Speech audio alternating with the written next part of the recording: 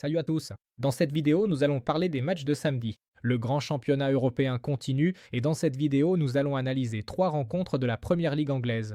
Nous aurons Arsenal-Everton, Chelsea-Newcastle et West Ham contre Manchester City. Nous irons aussi jeter un œil à un match de Serie A italienne, Udine-Juventus et bien sûr comment passer à côté de la Liga espagnole avec le Real Madrid contre Elche. Je vous rappelle également que sur ma chaîne Telegram, ou plutôt sur mon canal Telegram, vous trouverez toujours plus de pronostics, ceux dont je suis le plus sûr. Et très probablement, pour le week-end, je préparerai un combiné avec une cote supérieure à 10, peut-être même autour de 15. Donc rejoignez-nous si cela vous intéresse, et bon visionnage à tous. Et aujourd'hui, commençons par un match de Première Ligue anglaise où Arsenal recevra Everton à domicile. En ce qui concerne cette rencontre, Arsenal n'est évidemment pas un grand favori ici, surtout après avoir joué en Ligue des Champions. Je n'évaluerai pas vraiment le match contre le Bayern ici, car Arsenal est une équipe très particulière qui se concentre cette saison presque exclusivement sur la Première Ligue anglaise. En Ligue des Champions, ils sont présentés comme de véritables favoris pour ce tournoi. Mais en Angleterre, toutes les équipes cherchent avant tout à gagner la Première Ligue anglaise. Et ensuite, au fil de la saison, elles s'adaptent en fonction des circonstances. Mais si l'on parle du résultat du premier match, il laisse à Arsenal de très bonnes chances de se qualifier pour la suite.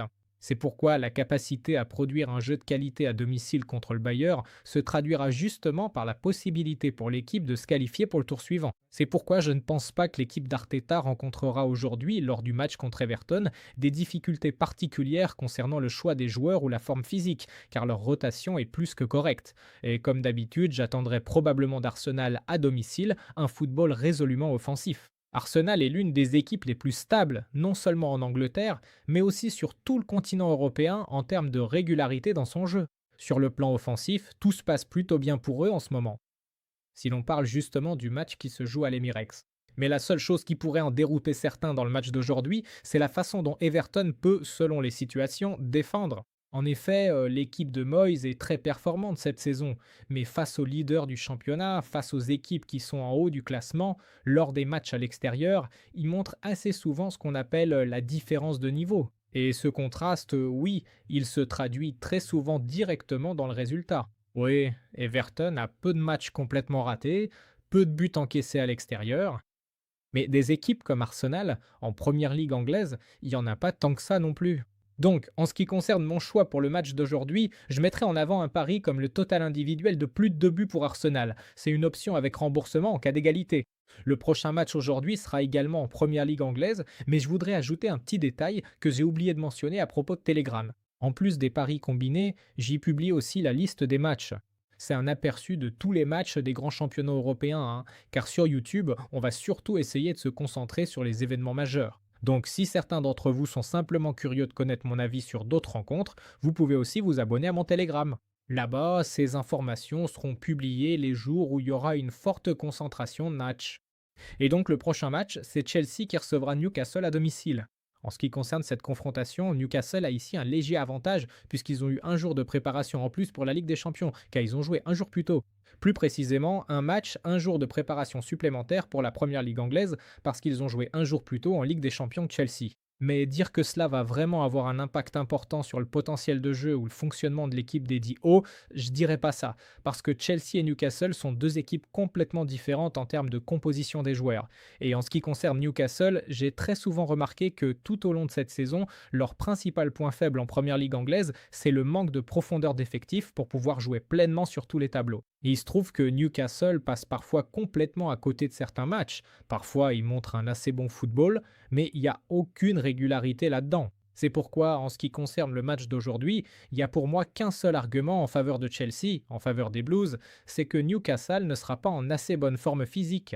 Et bien sûr, on peut aussi spéculer sur le fait que Chelsea aura un match très important où ils devront réaliser une remontée face au PSG et qu'ils devront y consacrer pas mal d'énergie. Mais Newcastle est dans une situation similaire avec un déplacement en Espagne pour affronter Barcelone. C'est pourquoi, encore une fois, étant donné que Chelsea met davantage l'accent sur la lutte en première ligue anglaise, puisqu'ils se battent pour une place dans le top 4, alors que Newcastle n'a pas encore ce genre d'objectif, pour moi Chelsea est clairement le grand favori ici. Je ne sais pas trop comment l'équipe d'Arsenio va s'en sortir sur le plan offensif dans ce match. Mais en ce qui concerne le résultat concret, il me semble que Chelsea pourrait bien être proche de la victoire ici. C'est pourquoi mon pronostic pour le match d'aujourd'hui, c'est une victoire de Chelsea. Le prochain match aujourd'hui, c'est encore une fois la Première Ligue anglaise qui continue. West Ham va recevoir Manchester City sur sa pelouse. Les Citizens arrivent ici dans une ambiance assez particulière, car il y a seulement quelques jours, ils ont subi une lourde défaite contre le Real Madrid. Ça a été une surprise pour beaucoup de monde. Mais le Real Madrid est une équipe qu'il ne faut jamais sous-estimer. Et bien sûr, tout le monde s'attend à ce que l'équipe de Guardiola essaye de se racheter sur la scène nationale lors de ce match retour.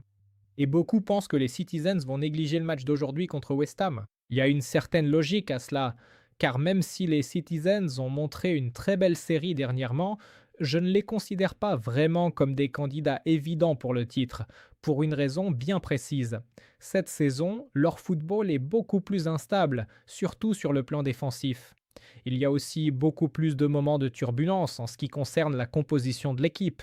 C'est pourquoi, pour moi, il serait tout à fait logique que Guardiola mette l'accent sur la Ligue des Champions à ce stade de la saison. Et puis, si l'on parle de West Ham, depuis l'arrivée de Nuno Espirito Santo, l'équipe s'est transformée. Elle joue un football beaucoup plus efficace.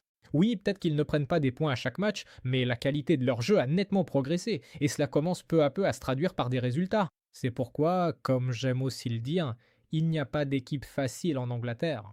Et même si une équipe se trouve en bas du classement, elle peut toujours proposer un football très compétitif et, comme on dit, montrer les dents. C'est pourquoi, dans le match d'aujourd'hui, West Ham peut tout à fait offrir une opposition de qualité face à Manchester City. Je pense pas que le match sera particulièrement spectaculaire ou riche en occasions, etc. West Ham est une équipe qui préfère un style de jeu plutôt défensif. Et là, cela pourrait peut-être les aider à décrocher au moins un point dans ce match. Et même s'il y a une victoire de Manchester City, je pense pas que ce sera une grosse déroute. Donc, en ce qui concerne mon pronostic pour le match d'aujourd'hui, je mettrai en avant un pari comme le handicap +1 en faveur de West Ham sur les buts. Le prochain match aujourd'hui, c'est la Serie A italienne qui continue avec la 29e journée. L'Udinese va recevoir la Juventus sur son terrain. La Juventus a déjà été éliminée d'une compétition comme la Ligue des Champions, donc ils peuvent désormais se concentrer pleinement sur le championnat national.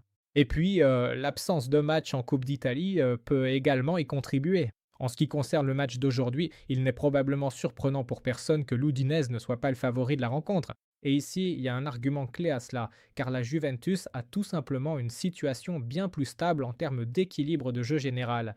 J'ai un faible fou pour l'Udinese. C'est une équipe extrêmement brillante, je le dis toujours à propos du championnat d'Italie. Ils pratiquent un football très atypique pour le championnat italien, car ils sont entraînés par l'allemand Runyaik, qui essaie de jouer avec un accent mis sur l'attaque. Bien sûr, et ils n'arrivent pas à marquer beaucoup de buts à chaque match, mais à chaque rencontre, ils essaient de créer une opposition assez sérieuse face à la plupart des équipes, y compris contre certains des leaders du championnat. Et aujourd'hui, on aimerait bien chercher une surprise, un peu de suspense. Mais la Juventus est une équipe qui peut complètement cadenasser le match, ramener le jeu sous contrôle au milieu de terrain, et si la Juve marque le premier but, il y a de fortes chances qu'Udinese ait beaucoup de mal à s'en sortir offensivement dans le jeu de position, oui. Parce que ce qui surprend avant tout chez l'Udinese, c'est sa capacité à contre-attaquer et son pressing, qui, bien sûr, n'est pas vraiment systématique tout au long de la mi-temps, car cela demanderait énormément de ressources physiques de la part des joueurs. Donc, pour ce qui est du match d'aujourd'hui, je pense que la Juventus devrait être plus proche de la victoire. Quant à l'Udinese, s'il fallait souligner des aspects positifs, je mettrais probablement en avant les corners comme option intéressante. C'est-à-dire que lorsque l'Udinese est menée au cours des matchs, leurs statistiques sur ce point sont souvent plutôt bonnes.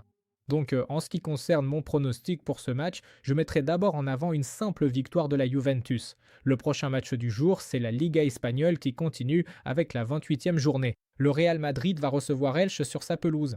Le Real a créé une belle surprise lors du match contre Manchester City. Pour être honnête, dans ce match, j'avais peur de considérer des issues en faveur des Citizens.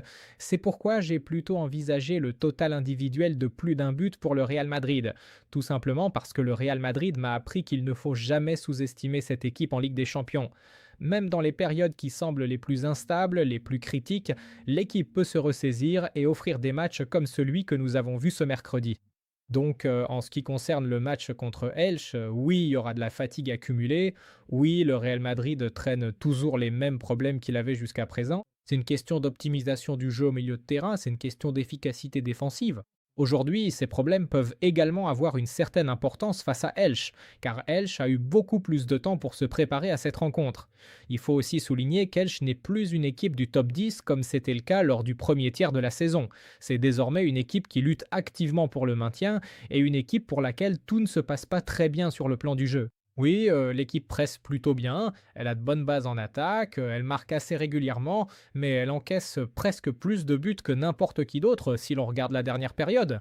Et cela sera bien sûr un problème lors du match contre le Real Madrid. C'est pourquoi, en ce qui concerne le match d'aujourd'hui, je n'exclus pas qu'Elche puisse créer une sorte de sensation potentielle en marquant un but. Peut-être, qui sait, il pourrait même en marquer deux. Mais en ce qui concerne la défense d'Elche et l'attaque du Real, il me semble que c'est tout à fait logique de penser que le Real Madrid peut se créer énormément d'occasions. Et si tout se passe bien au niveau de l'efficacité, ils pourront concrétiser ces occasions et les transformer en buts. C'est pourquoi mon pronostic pour ce match, c'est une victoire du Real Madrid, plus un total de plus de 2 buts et demi.